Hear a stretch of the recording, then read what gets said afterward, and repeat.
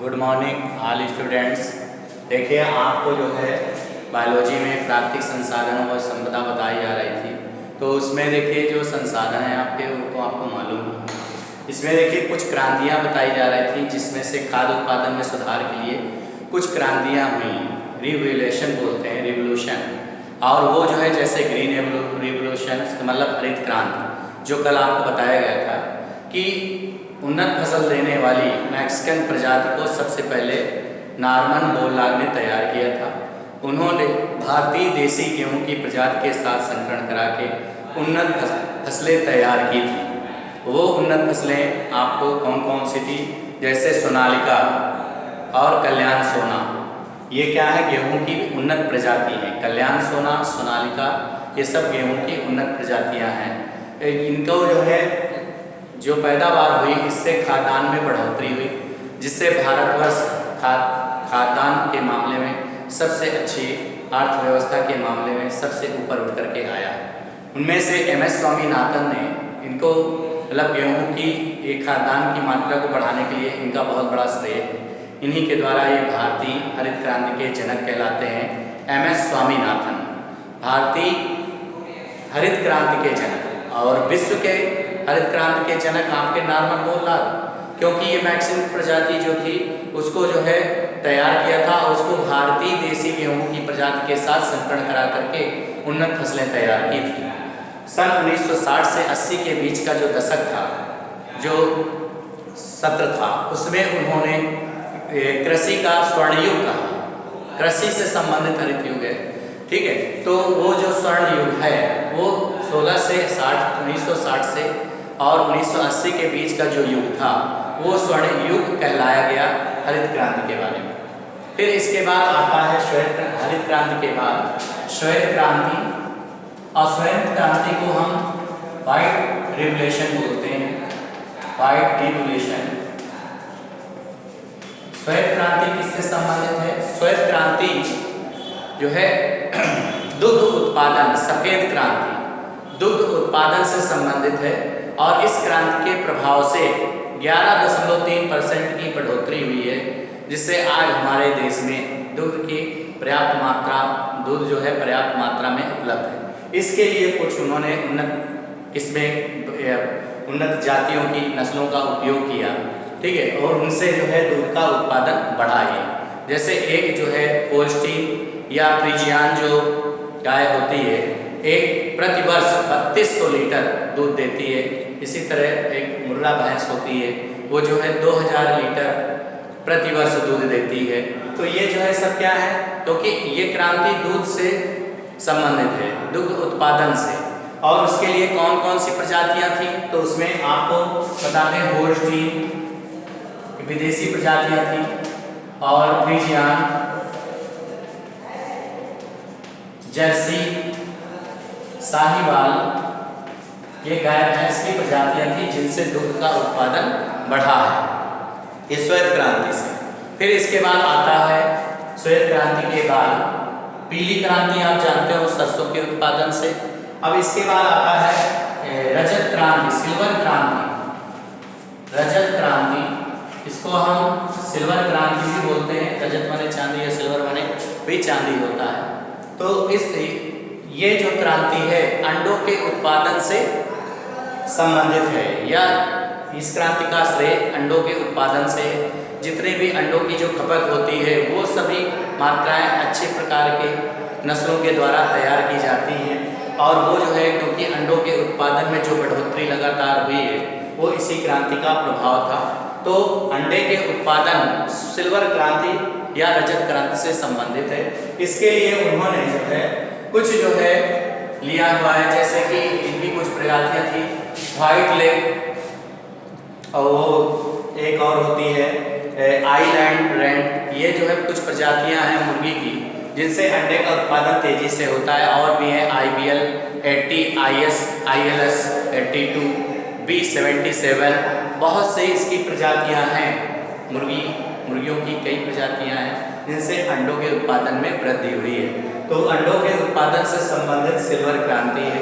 फिर इसके बाद आता है नीली क्रांति, जो मछलियों के उत्पादन से संबंधित है।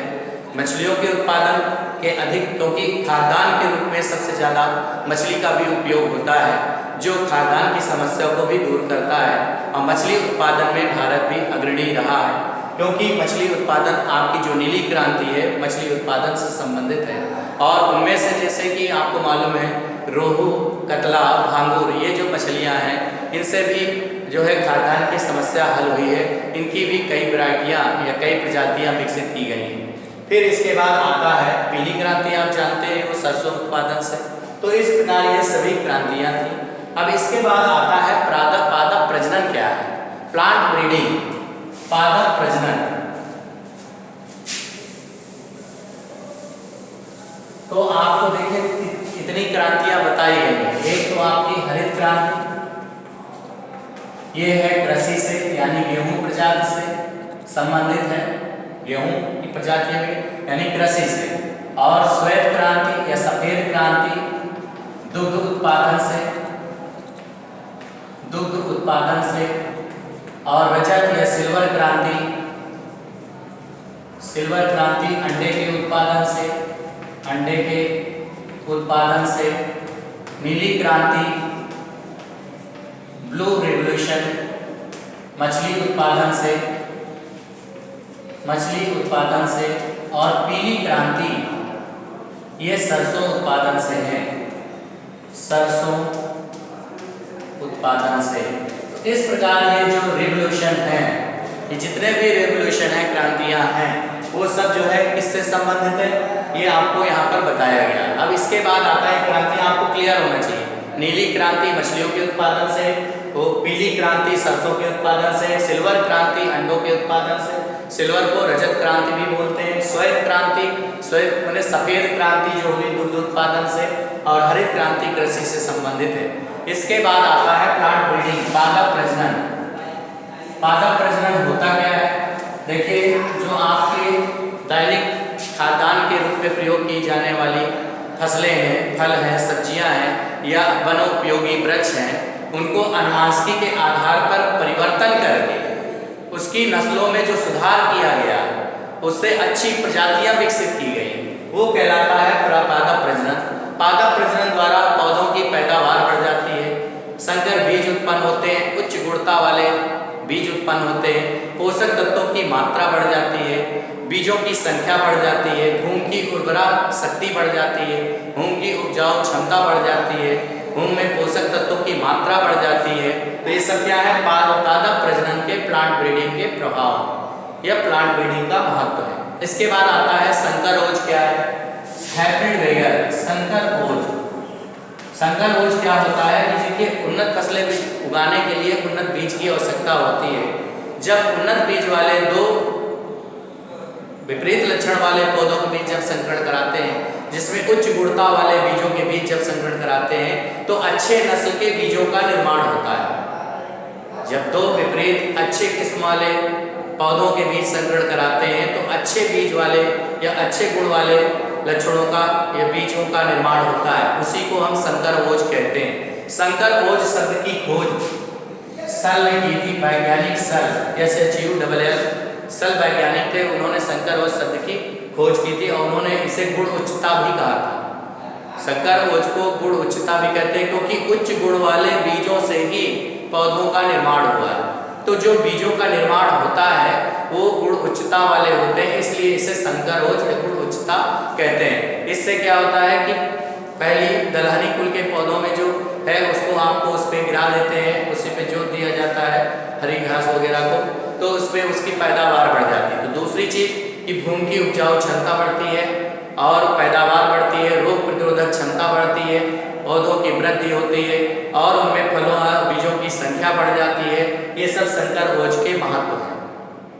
तो इस प्रकार ये जो है आपको यहाँ पर बताया गया जितनी भी क्रांतियाँ हैं किससे संबंधित है? पादप प्रजनन एक बार फिर बता दें कि जो दैनिक उपयोग में आने वाली खाद्यान्न यानी फसलें, कृषि फल हैं, वनोपयोगी वृक्ष हैं, उनमें अनुवांशिक स्तर पर सुधार करके, परिवर्तन ला करके उन्नत किस्में तैयार करना पादप प्रजनन कहलाता है। और संकरोज क्या है? उत्तम गुणों वाले बीजों का निर्माण करना ही संकरोज कहलाता है। उसमें विपरीत लक्षण वाले पौधों के बीच सब संकरण कराते हैं, उच्च क्वालिटी वाले पौधों के बीच, तो उसमें उत्तम बीज का निर्माण होता है। वही जो उत्तम बीज का निर्माण होता है वही को हम संकरोज या उच्च गुणता कहते हैं। और उसके प्रभाव से भूमि की उपजाऊ क्षमता और उसमें जो है पैदावार, रोग प्रतिरोधक क्षमता, बीजों और फलों की संख्या, ये सब बढ़ जाती है। तो ये आपको इतना बताया गया है, शेष आपको नेक्स्ट वीडियो में बताया जाएगा। Thank you.